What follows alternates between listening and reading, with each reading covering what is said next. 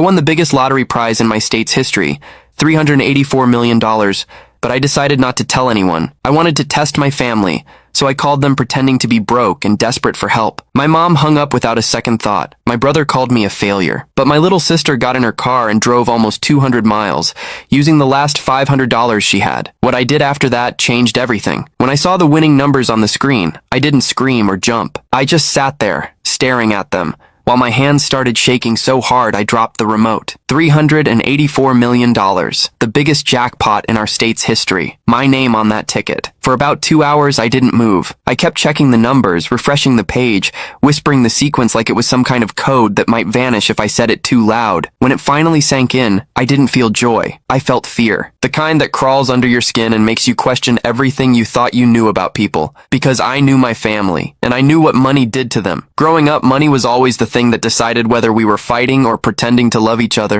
My mom used to say she'd rather die than be poor again, but she never cared who she stepped on to make that happen. My brother, Mark, followed her example, always chasing something, always angry when someone else had more. And then there was Lily, my little sister, 7 years younger than me. She used to sneak into my room at night when our parents fought and whisper that one day we'd both leave and never come back. She was the only person I ever really trusted, so when I realized I was now richer than everyone I'd ever met combined, I didn't feel like celebrating. I felt like testing something I'd never been able to test before.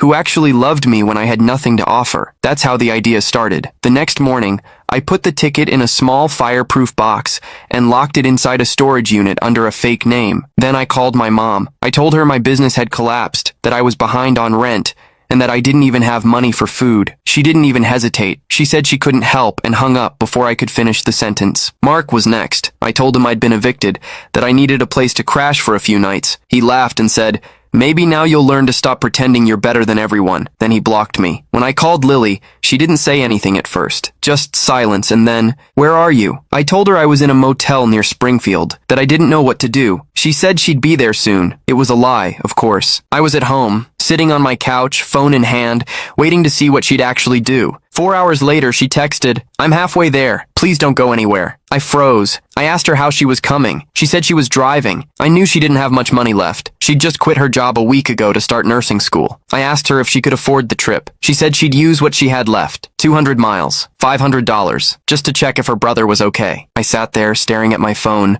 feeling this mix of guilt and awe. She was the only one who didn't ask for proof, didn't hesitate, didn't make it about herself. When she finally showed up at the motel, the one I told her I was staying in, I wasn't there. She called, panicked, and I told her the truth. I said, "Lily, I'm fine. I just needed to know who would really be there for me." She didn't answer.